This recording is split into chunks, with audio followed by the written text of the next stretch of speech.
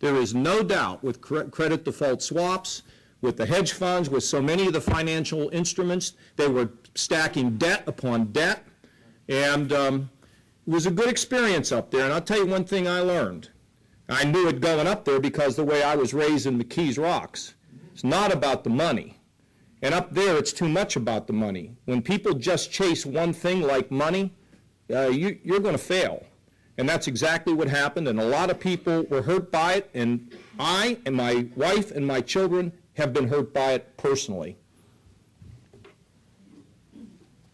Thank you. I wonder if you would comment and perhaps commit to what the tone of this campaign is going to sound like. I know that many people are tired of the negativity in campaigns, and it seems to work. You know, people say it works, and they say they're not going to, and the other person throws the first punch. But would you comment on what the tone? I'm going total negative. No. At least you're honest. Ma'am, let me tell you, honestly,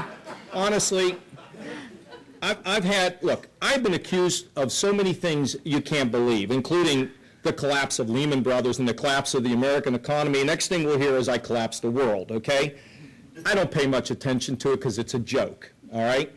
But I have to tell you, I'm not really all that interested in having a campaign against Ted Strickland. I mean, my challenge is not that. I mean, I'm going to tell you, the unions are going to come here and beat me up this summer, and I'll expect you to be calling them and going public with your concern, and then you can send me some money so I have some firepower to tell the real side of the story.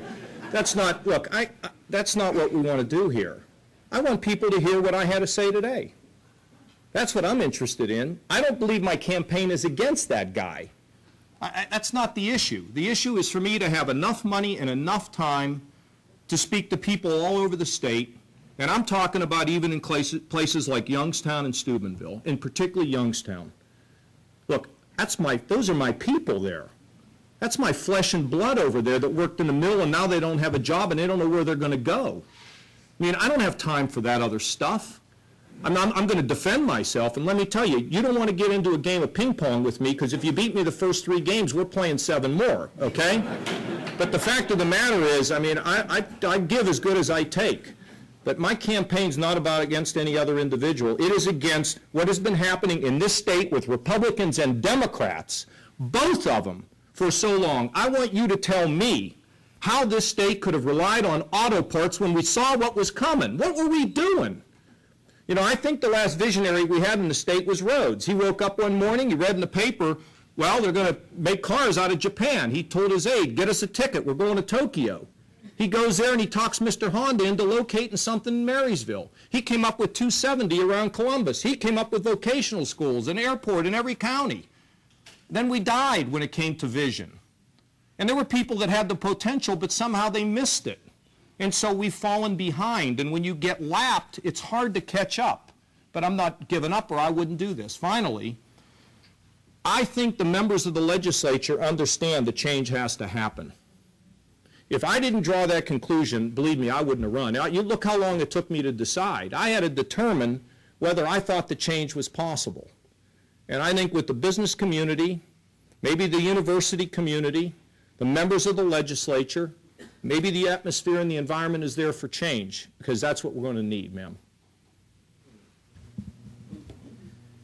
Mr. Kasich, the revenue side of the budget of the state of Ohio is about $28 billion a year. About $8 billion of that comes from the income tax. That's about 38% of total revenues for the state of Ohio. That's only if you count the general revenue fund, by the way. That's what I'm counting. There's more government than that. Absolutely. Okay. But that's so let's count it all. That's $8 billion of revenue. Yeah. If you doubled the state sales tax, you could replace that $8 billion if you eliminate the income tax. Is it your position that over time you simply are going to shrink the revenues of the state, or are you intending to replace those income tax revenues, and if so, from where? Well, look, as I said, this is a long process. Now, you see, in economics, you don't have a zero-sum game. In other words, if we start to actually make this a more desirable place for companies to come, and they locate here, guess what? We get more jobs. We have more revenue. See, if we don't change the environment here, we're going to continue to drift and die and have shortfalls and any of the things that all of us care about in here, the social services, the education system. How about the growth in Medicaid, which over time threatens to snuff everything else out? Sir, we don't have a choice. We don't have a choice but to have a game changer. So it doesn't happen overnight. It happens over a period of time. But maybe I can have you come sometime and look at all the low-hanging fruit and look at all the decisions that have been made in this state because somebody gave something to somebody in a campaign. Now, wouldn't it be great if we actually could make decisions based on the merits? Now, you might say, John, you're a dreamer. Only one problem with that. I did it. The team, and you can't do it alone. You do it with a team. You convince people that we can make hard and right decisions. And if you can convince people that, you can move the world. So, sir, we would look at everything inside this entire government, not just the General Revenue Fund, but everything. And over time, we would begin to phase that out. The death tax should go on day one. And you see, that article written by that guy in Columbus that talked about the $4 million loss in revenue up at Arlington, how much money do you think has left this state on an annual basis by people who paid their taxes and made charitable contributions who have now changed their residence to Florida, Texas, Wyoming? That's the death spiral. So, yeah, we need to change things. It cannot be done irresponsibly, but let me just tell you, people said, you crazy guys, you can't balance the budget, cut taxes, and pay down the debt. We did it. We'll do it here in this state as well. Other questions? Come on, ask me something about Shaq. I mean, at least the Shaq question.